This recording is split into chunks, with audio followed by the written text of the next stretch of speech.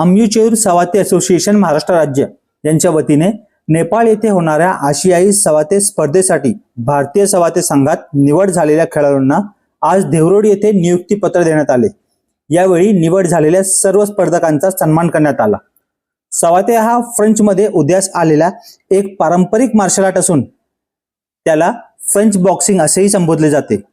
या खेळामध्ये हातांच्या पंचेसह पायांच्या किक्सचा प्रभावी वापर केला जातो। विशेष म्हणजे सवाते खेळताना खेळाडू शूज घालून खेळतात, जे इतर मार्शल आर्ट पेक्षा वेगळं वैशिष्ट्य मानले जाते। या खेळामुळे शारीरिक तंदुरुस्ती, चपळता आणि आत्मसंरक्षणाची क्षमता वाढण्यात मदत होते।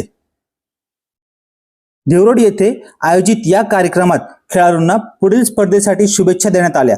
उपस्थित मान्यवरांनी खेळाडूंनी आंतरराष्ट्रीय स्तरावर देशाचे नाव उज्ज्वल करावे अशी अपेक्षा व्यक्त केली।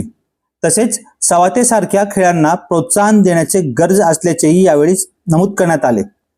या कार्यक्रमाला प्रमुख पाहुणे म्हणून शालेय खेळ क्रीडा बचाव समिती महाराष्ट्र राज्याचे अध्यक्ष श्याम भोसले, सवाते असोसिएशन महाराष्ट्राचे सचिव व भारतीय सवाते महासंघाचे कोच सुहास धाईंजे, सवाते असोसिएशन साताऱ्याचे सचिव सुशांत पोळ, पिंपरी चिंचवडचे सचिव विशाल तरस, पिंपरी चिंचवडचे सहसचिव राहुल पवार, रायगडचे सचिव भूपेंद्र गायकवाड, राष्ट्रीय पंच अभिजित हरपळे, धनेशा शिंगोटे, रोहित धाईंजे, समर सिंह, रोशन राठोड व आदी मान्यवर उपस्थित होते।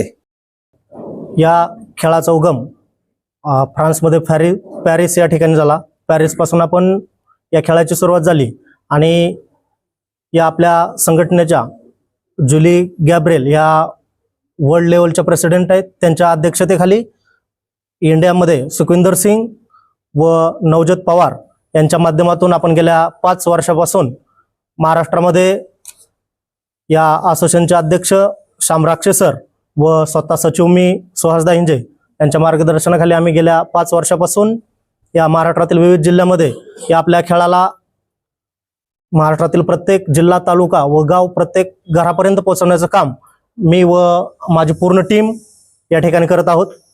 ही स्पर्धा 7वी आशियाई स्पर्धा नेपाळ या ठिकाणी काठमांडू युनिव्हर्सिटी काठमांडू नेपाळ या ठिकाणी आयोजित केलेले आहे आणि या स्पर्धेसाठी महाराष्ट्रातून 24 प्लेयर्स, त्याचबरोबर 6 ऑफिशियल्स, त्यामध्ये 2 कोच आणि 4 रेफरी म्हणून यांची निवड झालेली आहे। आज या ठिकाणी आपण या मुलांना निवडपत्र, त्यांचं सिलेक्शन लेटर देऊन या ठिकाणी आपण सन्मानित केलेलं आहे। त्याचबरोबर या मुलांनी या आशियाई सवाते स्पर्धेमध्ये जर पदक प्राप्त केलं तर या मुलांची निवड पॅरिस या ठिकाणी होणाऱ्या वर्ल्ड चॅम्पियनशिप यासाठी निवड होणार आहे यांची। सवात हा जो गेम आहे हा फ्रान्समधला मूळ गेम आहे। 1924ला ऑलिम्पिकमध्ये त्याचं डेमॉन्स्ट्रेशन झालं होतं। हा गेम मूळतः सवात या शब्दाचा अर्थ होतो ओल्ड शू, म्हणजे त्या ठिकाणचं ते ट्रेडिशन आहे ओल्ड शू। आणि त्यावेळेचे जे योद्धा होते ते त्या शूजला नाईफ लावून त्या ठिकाणी ते फाईट करायचे, वॉरियर्स, एन्शियंट टाईमला। परंतु नंतर त्याचं ज्यावेळी स्पोर्ट्समध्ये रूपांतर झालं तर आता फक्त एक सॉफ्ट शूज असतो, त्या शूजच्या माध्यमातून किक बॉक्सिंगच्या टाईप पद्धतीमध्ये फाईट असते। परंतु किक बॉक्सिंग, कराटे किंवा बॉक्सिंग ह्या सर्व खेळांपेक्षा सवातचं असं वेगळं अनन्यसाधारण महत्त्व असं आहे की याच्यामध्ये वेगवेगळ्या प्रकारचे गेम्स, इव्हेंट्स आहेत। एक आहे असॉ म्हणजे हा लाईट कॉन्टॅक्ट आहे, ज्याच्यामध्ये इंजुरीचे चान्सेस एकदम 0 आहेत, म्हणजे ज्यामध्ये मुलं खेळू पण शकतात, पदकसुद्धा अर्जित करू शकतात आणि आपलं स्वतःचं नाव, गावाचं नाव, देशाचं नाव मोठं करू शकतात। दुसरा एक गेम जो आहे याच्यामध्ये कॉम्बॅक्ट आहे, जो सिनियर कॅटेगरी, म्हणजे सवातने ठरवलेले की 16 वर्षाच्या खालील कुठलाही विद्यार्थी हा हार्ड कॉन्टॅक्टमध्ये नसला पाहिजे, तो वरचाच असला पाहिजे, म्हणजे तो शारीरिकदृष्ट्या सुबल झाल्यावरच त्याने हार्ड कॉन्टॅक्ट खेळला पाहिजे, ज्याला कॉम्बॅक्ट फाईट म्हणतात। आणि या कॉम्बॅक्ट फाईटमध्ये मग थोडेसे हार्ड कॉन्टॅक्ट जे स्टाईल्स असतात त्या पद्धतीने असतात। दुसरी गोष्ट, सवात हा इतर गेमपेक्षा वेगळा या पद्धतीने होतो की याच्यामध्ये कॉम्बिनेशन्स ऑफ किक, पंच आणि टेक्निक्सला जास्त महत्त्व झालं, कारण की नुसतं किक किंवा पंच किती मारले याच्यावर नाहीये, तर त्या खेळाडूने किती कॉम्बिनेशनमध्ये त्याने समोरच्याशी टेक्निकली फाईट केलेलं आहे, स्पोर्ट्समनशिप तिथे दाखवलेले आहे, याच्यावर त्याचं खूप जास्त पॉईंट्स हे डिक्लेअर असतात। Hello everyone, this is Arya Rahul Pawar from Maharashtra. I am currently in 12th grade and studying in St. Ursula's High School. I have been trained under Golden Dragon Martial Arts under the guidance of Mr. Rahul Pawar. Under his guidance and support, I won gold medal at national level championship in Chandigarh, and I've been selected for 7th Asian Savate Championship. I'm very happy and I'm very proud that I'm going to represent our country for the first time.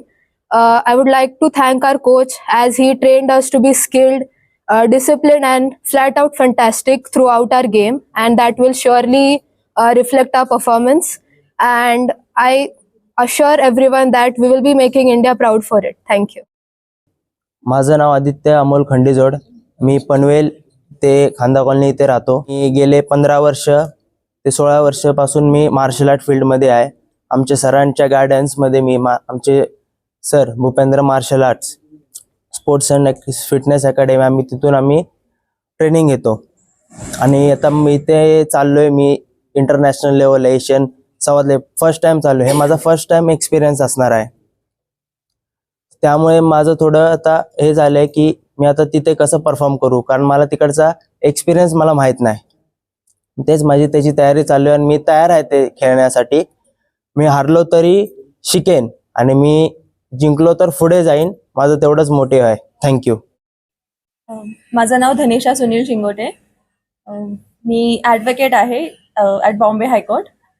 7th सवात international चॅम्पियनशिपसाठी as a referee म्हणून माझी निवड झाली. त्याबद्दल मी महाराष्ट्र राज्य असोसिएशनचे Suhas दाइंजे sir आणि माझे कोच आणि इतर कमिटी मेंबर्सचे आभार व्यक्त करते. आम्ही नॅशनलसाठी गेलो होतो, तिथे सेमिनार अटेंड केले. तो रेफरीशिपचा अनुभव आणि आत्ता जो इंटरनॅशनल रेफरीशिपचा अनुभव तिथे आम्हाला उपयोगी पडेल आणि तो अनुभव अर्थातच वेगळा असेल. सर्व नॅशनल्स अदर रेफरीज तिथे असतील तर तिथे मला नवीन गोष्टी शिकायला भेटतील आणि ॲज अ रेफरी मी पूर्ण प्रयत्न करेल की चांगल्या पद्धतीने मी तिथे रेफरीशिप करेल. थँक्यू. तयारी सरांनी खूप जास्त चांगली घेतली आहे. मला सरांना आणि माझ्या पॅरेंट्सला थँक्यू बोलायला आवडेल, कारण की त्यांच्यामुळे मी नॅशनल्सला जाऊ शकलो लास्ट इयर चंडीगडला. आणि त्याच्यामुळे मी सिलेक्ट झालो आहे आता नेपाळच्या तिथं जे हेल्ड होणार आहेत 7 ते 7 चॅम्पियनशिप. म्हणून आता मी तिथं गोल्डचीच अपेक्षा ठेवतोय. मी चाललो आहे. मग मी गोल्डच मेडल आणेल घरी. मग मी माझ्या पॅरेंट्सला, सरांना आणि इंडियाला प्राऊड बनवायची हीच अपेक्षा ठेवतो आणि तेवढंच. थँक्यू.